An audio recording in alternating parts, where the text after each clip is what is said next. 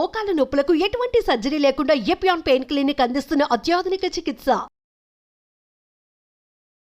నేను doctor N Upendra Kumar, senior consultant urologist, care hospitals, Nampally.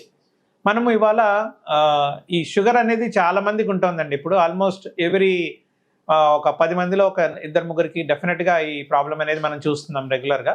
So ఈ డయాబెటీస్కి మా మూత్రంకి సంబంధించి ఏ ప్రాబ్లమ్స్ రావచ్చు డయాబెటీస్ వల్ల, వాటిని ఎలా మనం ఆ ప్రాబ్లంకి ఎలా ట్రీట్మెంట్ తీసుకోవాలనేది మనం దాని గురించి తెలుసుకుందామండి.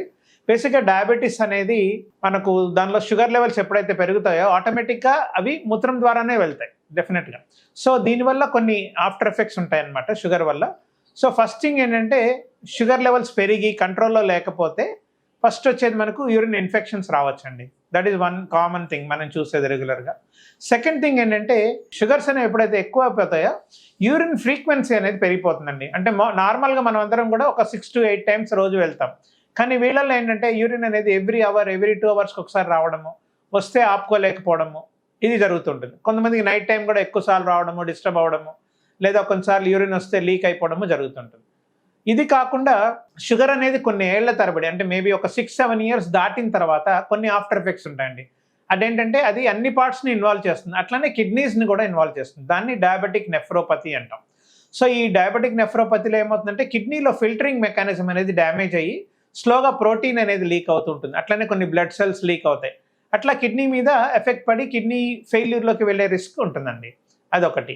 ఇది కాకుండా కొన్నిసార్లు దీనివల్ల మూత్రాశయం మీద కూడా ఎఫెక్ట్ పడుతుందండి. సో షుగర్ ఎక్కువ ఏళ్ళు ఉన్నప్పుడు ఇట్లనే 6-7 ఇయర్స్ దాటిన తర్వాత కొద్దిమందికి బ్లాడర్ అనేది మజిల్ అనేది ఎఫెక్ట్ అయిపోయి బ్లాడర్ పంపింగ్ అనేది ఎక్కువగా అవ్వచ్చు. అంటే ఫ్రీక్వెంట్గా యూరిన్ రావడం, ఆపుకోలేకపోవడం, బ్లాడర్ కెపాసిటీ తగ్గిపోవడం జరుగుతుంది. కొద్దిమందిలో ఏమవుతుందంటే రివర్స్ అవుతుంది. అంటే బ్లాడర్ అనే కెపాసిటీ అనేది చాలా పెద్దది అయిపోయి యూరిన్ వస్తే అంటే వాళ్ళకి తెలియదు అనమాట, సెన్సేషన్ తగ్గిపోయి యూరిన్ లీక్ అయిపోతూ ఉంటుంది, ఓవర్ఫ్లో అంటాం దీన్ని. సో అలాంటి ప్రాబ్లం కూడా రావచ్చండి. అంటే వాళ్ళు స్ట్రెయిన్ చేస్తూ ఉంటారు యూరిన్కి వెళ్ళడానికి. సో ఇది డయాబెటిక్ సిస్టోపతిలో 2 రకాలు ఉంటాయండి. ఒకటేమో ఓవర్ యాక్టివ్ బ్లాడర్ అంటాం, అంటే యూరిన్ ఎక్కువసార్లు రావడము, వస్తే ఆపుకోలేకపోవడము. రెండో వెరైటీ ఏంటంటే ఇట్లా యూరిన్ బ్లాడర్ పెద్దదైపోయి ఫుల్ అయిపోయి డ్రాప్స్ పడిపోవడం అనమాట. దాన్ని ఓవర్ఫ్లో ఇన్కాంటినెన్స్ అంటాం. సో ఈ ప్రాబ్లమ్స్ అనేవి రావచ్చండి. సో షుగర్ వల్ల ఇదొకటి, ప్లస్ కిడ్నీ ఫెయిల్యూర్ ఒకటి రావచ్చు. సో ఇన్ని రకాల ప్రాబ్లమ్స్ ఉంటాయండి షుగర్ వల్ల. సో ఇంకొకటి ఏంటంటే ఆఫ్టర్ ఎఫెక్ట్, పర్టికులర్గా యంగ్ పేషెంట్స్లో ఏమవుతుందంటే ఈ మన అంగానికి సంబంధించిన ఆ నర్వ్స్ ఏవైతే ఉంటాయో, రక్త ప్రసరణ ఏదైతే ఉంటుందో అవన్నీ కూడా ఎఫెక్ట్ అయ్యి చాలామందికి ఎరెక్టైల్ డిస్ఫంక్షన్ అంటాం. సో ఆ ప్రాబ్లం అనేది కూడా వస్తుందండి. సో ఇవన్నీ కూడా మన డయాబెటీస్ వల్ల ఈ మూత్రాశయం మీద కానీ లేదా ఈ సెక్స్ విషయంలో కానీ ప్రాబ్లం రావడానికి ఇది కారణం అండి. సో మనం దీనికి మనం ఎలా తెలుసుకోవాలి? బేసిక్ ఏంటంటే షుగర్ అనేది మనము డెఫినెట్గా కంట్రోల్లో పెట్టుకోవాలండి. ఫాస్టింగ్ 100-120 లోపల ఉండాలి. తినిన తర్వాత 160-180 లోపల ఉంటే జనరల్గా దీని ఆఫ్టర్ ఎఫెక్ట్స్ అనేవి చాలా వరకు మనం తగ్గించడానికి వీలవుతుంది.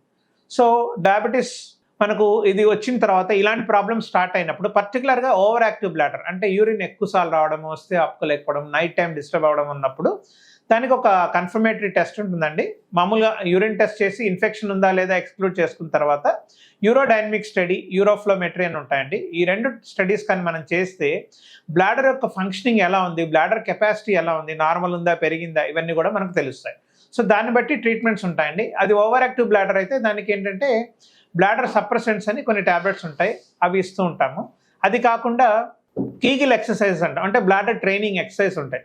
పెల్విక్ ఫ్లోర్ని కంట్రాక్ట్ చేయడము, రిలాక్స్ చేయడం, అట్లా డైలీ ఒక 20 to 30 టైమ్స్ ఒక 10 seconds 20 seconds కానీ చేయగలిగితే ఈ బ్లాడర్ కంట్రోల్ అనేది వచ్చేసి మనకు యూరిన్ లీక్ అనేది తగ్గిపోతుంది, ఫ్రీక్వెన్సీ కూడా తగ్గిపోతుందండి.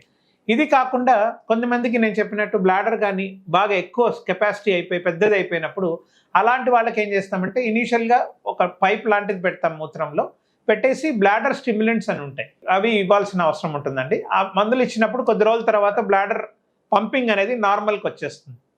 సో అలాంటి వాళ్ళకి ఆ మందులతో ఇచ్చి మేము తగ్గించగలుగుతాం. ఇది కాకుండా షుగర్స్ వల్ల ఇన్ఫెక్షన్స్ వస్తుంటాయి కదండి, చాలా మందికి ఉంటాయి. సో కొద్దిమందికి ఏంటంటే ఫ్రంట్ పార్ట్లో ఇన్ఫెక్షన్ వస్తుంది, దాన్ని బెలనోపాస్టైటిస్ అంటాం. సో దానికి ఆ ముందు చర్మం కానీ తీసేస్తే సర్కంసిషన్ అని అంటాము. సో వీళ్ళకి రిపీటెడ్గా ఇన్ఫెక్షన్స్ రావు. రెండోది షుగర్ అయితే స్ట్రిక్ట్గా కంట్రోల్లో అయితే పెట్టుకోవాలండి. అది కాకుండా ఇప్పుడు నేను చెప్పినట్టు కొంతమందికి షుగర్ లెవెల్స్ ఎక్కువైనప్పుడు బ్లడ్లో స్ప్రెడ్ అయ్యి ఇన్ఫెక్షన్ కిడ్నీలో ఎఫెక్ట్ అవుతుందండి. దాన్ని పైలోనెఫ్రైటిస్ అంటాం. పర్టికులర్గా ఇంకా సివియర్ వెరైటీ ఏంటంటే ఎంఫైసిమాటస్ పైలోనెఫ్రైటిస్ అంటారు. అలాంటి కేసెస్లో కొంతమందికి మేము కిడ్నీ రిమూవ్ చేయాల్సిన అవసరం కూడా ఉంటుంది. సో అందువల్ల ఏంటంటే షుగర్ని మనం ఎంత స్ట్రిక్ట్గా కంట్రోల్లో పెట్టుకుంటే ఎర్లీ ఫేస్లో అలాంటి ఎంఫైసిమాటస్ పైలోనెఫ్రైటిస్లో కూడా మేము స్టెంటింగ్ అని ఒకటి చేస్తాం, లేదా పీసీఎన్ అని చేస్తాం, కిడ్నీలో ఒక చిన్న ట్యూబ్ పెడతాం. సో వాటితో మనం 90% మనం ఏం మేజర్ ప్రొసీజర్ కాకుండా కిడ్నీ డ్యామేజ్ అవ్వకుండా మనం ట్రీట్ చేయొచ్చండి. సో ఇవి కొన్ని ప్రాబ్లమ్స్. అట్లనే ఎట్లయితే నేను చెప్పానో ఎరెక్టైల్ డిస్ఫంక్షన్ అనేది ఏదైతే వస్తుందో దానికి కూడా షుగర్ని కంట్రోల్ పెట్టుకుంటూ, షుగర్ వల్ల కొన్నిసార్లు ఏమవుతుందంటే కొలెస్ట్రాల్ కూడా పెరుగుతుంది, డిస్లైపిడీమియా అంటాం. సో దాన్ని మనం చెక్ చేసుకుంటూ లిపిడ్ ప్రొఫైల్ అని అది కూడా కంట్రోల్ చేయగలిగితే మనకు ఎటువంటి ఇబ్బంది లేకుండా మనం ఈ షుగర్ నుంచి బయటపడచ్చండి. అట్లనే షుగర్ ఎక్కువ ఏళ్ళు ఉన్న వాళ్ళు రెగ్యులర్గా ఎవ్రీ ఇయర్ చెకప్ చేసుకుంటూ రెగ్యులర్గా కంట్రోల్లో పెట్టుకుంటూ కిడ్నీ ఫంక్షన్ అనేది రెగ్యులర్గా చేయించుకుంటూ ఉంటే జనరల్గా కిడ్నీ ఇష్యూస్ అనేవి రాకుండా మనం అవాయిడ్ చేయొచ్చండి. అట్లనే ఈ ప్రోటీన్యూరియా అని చెప్పాను, ఎందుకంటే కిడ్నీస్ ఎఫెక్ట్ అయినప్పుడు ప్రోటీన్ లాస్ ఉంటుందండి. సో ఆ ప్రోటీన్ లాస్ ఎక్కువ అవ్వకుండా కొన్ని మెడికేషన్స్ ఉన్నాయి, ఏసీ ఇన్హిబిటర్స్ అని, యాంజియోటెన్సిన్ రిసెప్టార్ బ్లాకర్స్ అని, ఆ మందులు స్టార్ట్ చేసేస్తాం అనమాట.